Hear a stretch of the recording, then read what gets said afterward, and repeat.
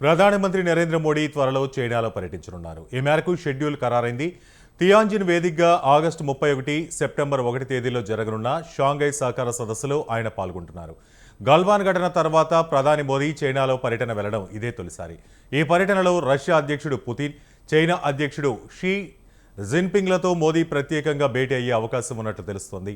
గత ఏడాది కజాన్లో జరిగిన బ్రిక్స్ శిఖరాగ్ర సదస్సులో జిన్పింగ్తో మోదీ భేటీ అయ్యారు.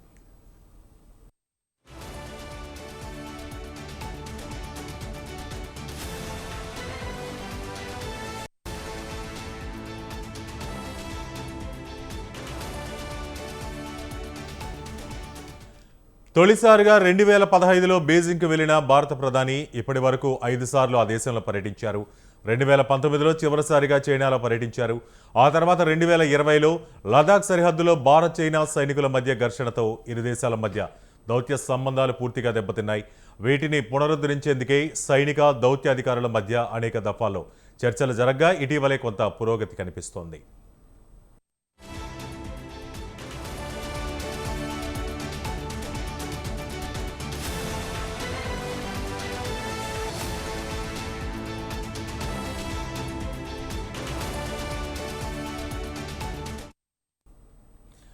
చైనాలో ఏడాది జూన్లో జరిగిన షాంఘై సహకార సంస్థ సభ్య దేశాల రక్షణ మంత్రుల సదస్సులో కేంద్ర మంత్రి రాజ్నాథ్ సింగ్ పాల్గొన్నారు. పాక్ ప్రేరేపిత సీమాంతర ఉగ్రవాదం, పెహల్గాం ముష్కర దాడులను ప్రస్తావించకపోవడంపై తీవ్రంగా పరిగణించిన భారత్ ఉమ్మడి ప్రకటనపై సంతకం చేసేందుకు నిరాకరించింది. దీంతో ఎలాంటి ఉమ్మడి ప్రకటన లేకుండానే నాటి చర్చలు ముగిశాయి. అనంతరం జూలైలో జరిగిన విదేశాంగ మంత్రుల సదస్సులో భారత విదేశాంగ మంత్రి ఎస్ జైశంకర్ పాల్గొన్నారు.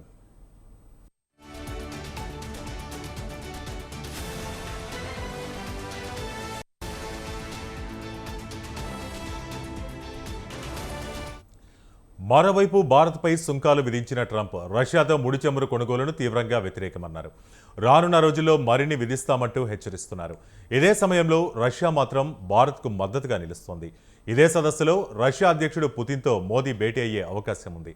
ఈ నేపథ్యంలో ప్రధాని మోదీ తాజా పర్యటన ప్రాధాన్యత సంతరించుకుంది.